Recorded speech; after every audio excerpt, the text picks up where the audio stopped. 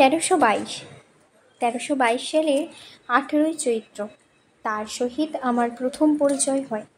তিনি আমার বন্ধু ও প্রতিবাসী উকিল শ্রীযুক্ত প্রফুল্লচন্দ্র রায়ের বাড়িতে পদার্পণ করেছেন। সন্ধ্যাকালে নিত্য করণীয় শ্রী শ্রী রামকৃষ্ণদেবের পূজা ও আর্ট্রিক আনতে প্রফুল্লবাবুর বাসায় তাকে দেখতে গেলাম। ঘরে প্রবেশ মাত্র প্রফুল্লবাবু আমার নাম করে আমাকে সম্বোধন করলেন।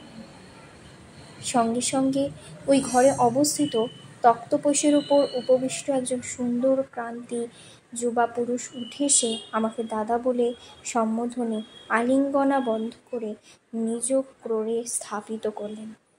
তার সেই সুমধুর পরম প্রেমপূর্ণ আহানি ও অঙ্গস্পর্শে আমার শরীর ও মনে অদ্ভুত পরিবর্তন বোধ করলাম।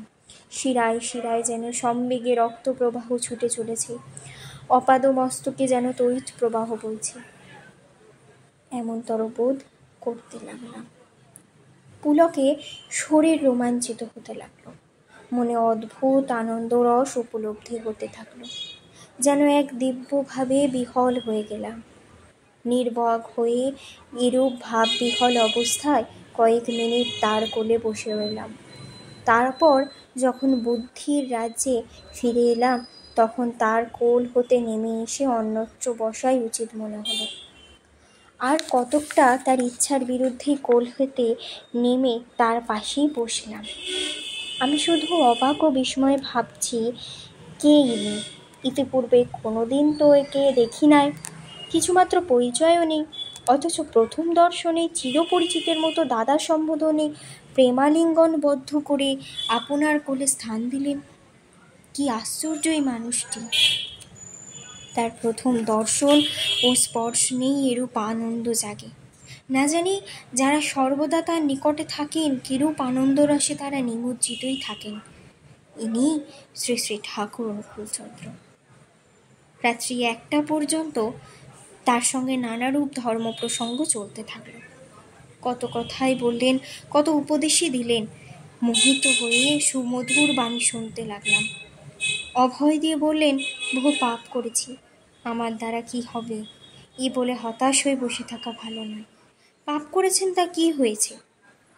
চেষ্টা করে সহজেই পাপ রাশি ধ্বংস করে উন্নতি করতে পারবেন।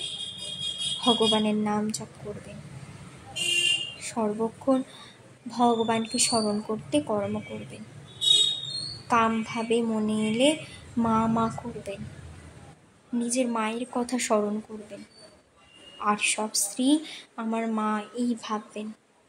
কিছু শক্ত নয়, একটু চেষ্টা করবেন, সহজেই আপনার সমস্ত বাধা কেটে যাবে এবং উন্নতি করতে পারবেন। এরও পারো কত উপদেশ, কত আশার বাণী, কত ভরসা কথা যে বললেন, শুনে হতাশ প্রাণে বল অনুভব করলাম। এই বিরাট পুরুষ প্রথম দর্শনেই মনের উপর গভীর রেখা অঙ্কিত করে দিলেন।